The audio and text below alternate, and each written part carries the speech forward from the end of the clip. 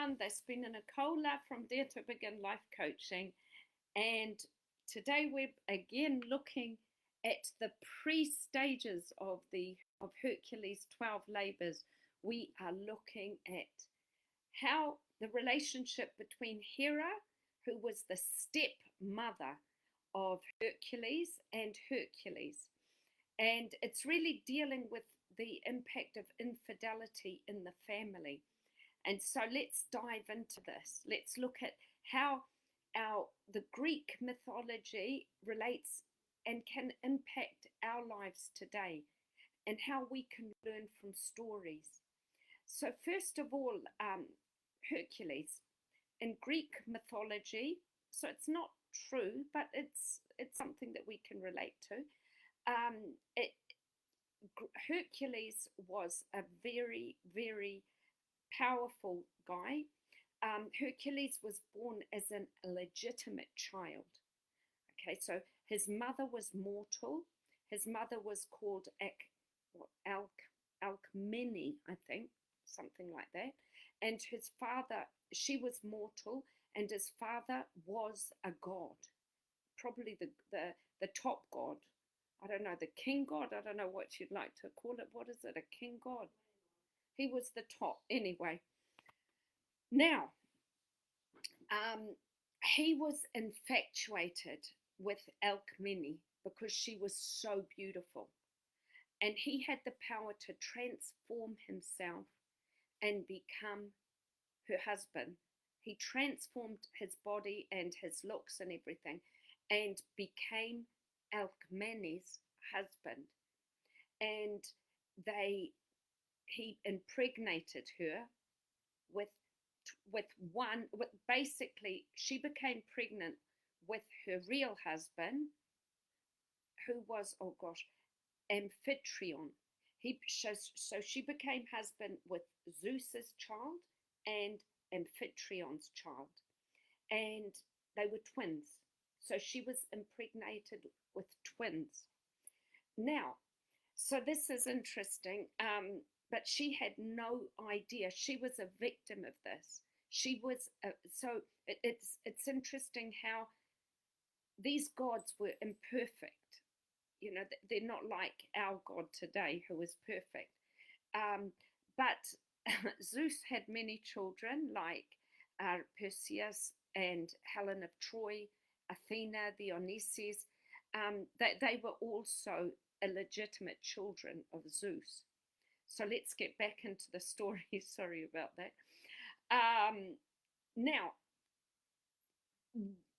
before we just look into it, Hercules was a demigod because he had the powers of his father, who was a god, and his mortal mother. Can you imagine how Hera felt, who was his stepmother, with this going on? Just having to deal with the infidelity of her husband. And the thing is that she was the top queen. So she was a goddess and she was the top. So, you know, the betrayal, the jealousy, every time she thought of Hercules, she had this deep-seated resentment. And it was quite challenging for her because she was dealing with how society saw her. So there was this feeling of being humiliated by her husband doing this to her. And so you've got to, you know, there's all this animosity going on, all this resentment going on by Hera. And so basically her trying to control her gain, Mom, I can hear you, trying to control her dominance over people. When Alcmene became pregnant, Hera tried to kill the babies at birth, because she was a goddess, she really made Alcmene's pregnancy, like her birth, very, very difficult. And even when the baby, but her maids managed to deliver the babies. And even when she gave birth to the babies in the crib, Hera put snakes in the crib. But Hercules, as he was a demigod, he thought they were toys and he killed the snakes. So that's interesting. And right through Heracles's Hercules's childhood and through his life, he was faced with the wickedness of Hera, because she just couldn't stand the idea of the act of her husband bringing this illegitimate child into her dynamic, into her kingdom. So it's interesting how the next part that I want to talk to you about is when Alcmene started to worry about Hercules growing up. And so she took him into the woods, and she just took him into the woods because she knew he was strong, to look after himself. But in the woods, can you tell them to keep quiet? In the woods, he, as a baby, in the woods, he was left unattended. And as he was walking along, Hera and Athena came in and saw the baby, a defenseless baby lying there. And so they picked him up.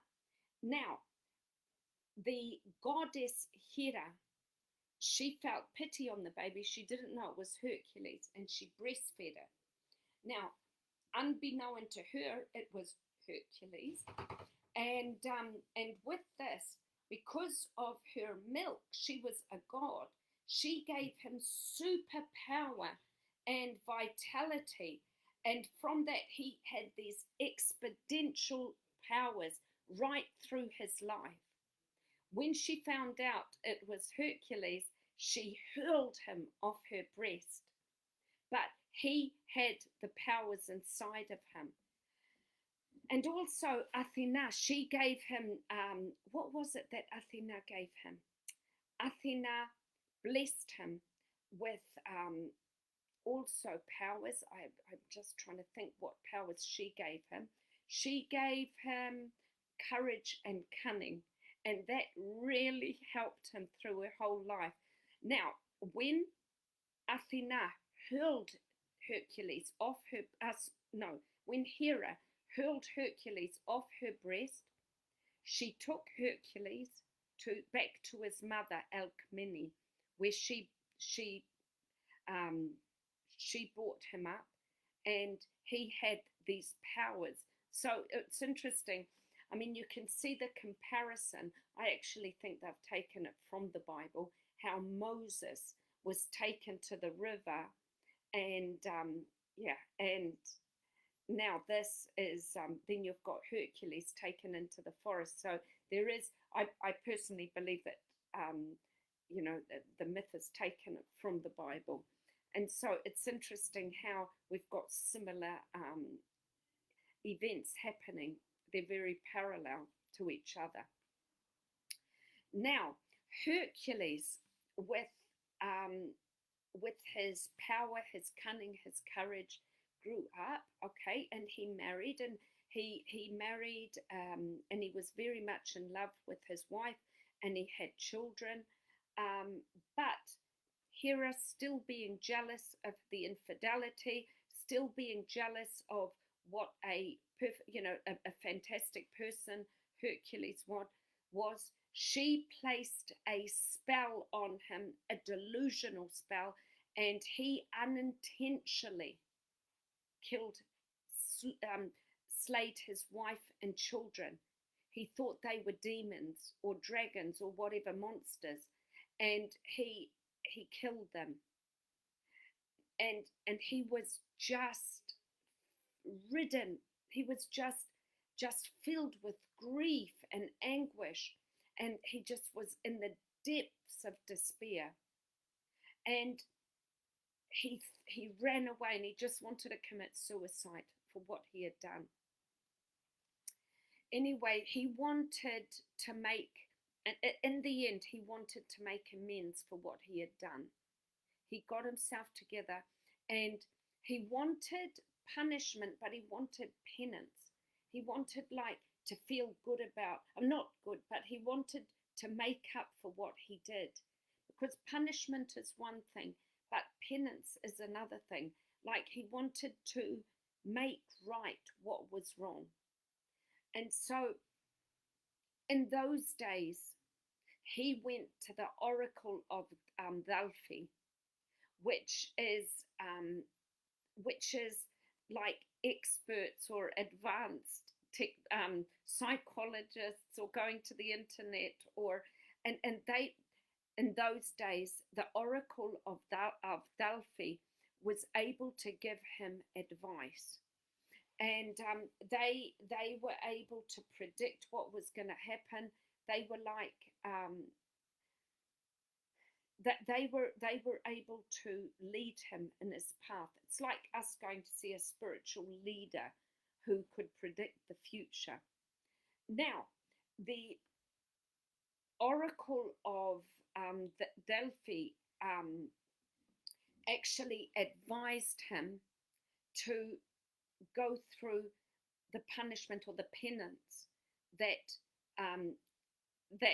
Hera was going to place on him, because it would be very important in his future, because he wanted to make up for the crime. And so he agreed to go through labors to make up for the crime of slaying his family. Now, it's interesting how people, even in our modern day life, how we are punished for the wrongdoings of our parents. Like, you might have a parent who has a child with another person, and has an affair and has a child outside of their marriage, and that child is seen by the family as bad or whatever, and it's not the child's fault. And so many people are born into unjust situations, and all their lives they're punished for something that their parents did. And it's really, really tragic. So innocent people also are brutally killed or murdered or raped, or you've got children that are taken away from their parents and killed or raped or used. All of these things that are happening in our modern day world. And this is a bit like Hercules' story. So Hercules got his act together and he started his journey. Now, we're going to go into his journey the next time, but I just want you guys to whenever you're condemning someone, or whenever you're feeling anger towards someone, just think of the actions that led them there, or are they really to blame for what they had done? Now, I'm going to give you a modern day activity that you can do if you've got sort of like resentment in your heart. Because just think of Hera. Can you imagine your husband or your wife having a child with another person while they're married to you? The infidelity, the pain that she's going through. Now, if she knew how to deal with that pain, Hercules wouldn't have killed his family, and Hercules wouldn't have gone through so much. And so I'm going to give you an activity that you might like to do when you feel resentment towards somebody and you want to feel peace in your heart. So I'm going to tell you this. I'm going to give you this so you can use it when you're feeling like that. It's called, it's taken from the book where are we? It's taken from the book. I'll just find it. The tools transform your problems into courage, confidence, and creativity by Phil Stutes and Barry Michaels. So here is the activity, you guys. Let's go on this journey to get rid of resentment in our hearts. Now, active love, it's a transformative tool, and it serves as a guiding light in moments of obsessive anger, breaking the chains of resentment within the intricate maze of emotions. By fostering acceptance, it liberates individuals, enabling them to give wholeheartedly without reservation. Embracing love renders one unstoppable, providing the strength needed to navigate challenges with a compassionate, open heart. So, if you'd like to close your eyes, we're going to do the activity. It's about concentration. Feel your heart expand to encompass the world of infinite love, and it's surrounding you. Your heart contracts back to its normal size. It concentrates all this love inside your chest. We're going on to the transmission. Send all the love from your chest to the other person, holding nothing back. Now the penetration. When the love enters the other person, don't just watch. Feel it enter, a sense of oneness with him or her. Then relax, and you'll feel all the energy you gave away return to you.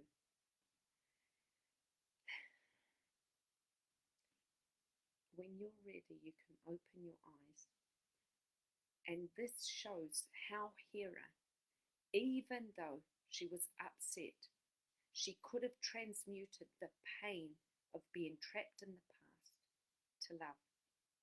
And she could have become friends with Hercules and performed amazing, victorious acts, because she's a goddess and he was a demigod. So instead of condemning people and wishing people harm, innocent people, instead of, like, if we look at Hercules, instead of him having that delusional spell on him and causing the death of his family, his loved ones, I'm sure this was not the true nature of Hera, but the act of infidelity, what it did. Hercules and his family suffered the consequences. He was born as an illegitimate child of Zeus, and for his whole life he suffered. You guys, cheating wrecks families. It wrecks families. We need to focus on our partners and communicate, respect each other. And when you are hitting the bottom breaking point, you should try to build a relationship. If it's not going to work, divorce. But don't cause evil and harm. I mean, I'm divorced, so I'm not pointing the finger at anybody, because I couldn't make it work. But at least I wish my ex-husband all the happiness and love. I'm not holding any grudge. And I'm sure he doesn't hold any grudge for me.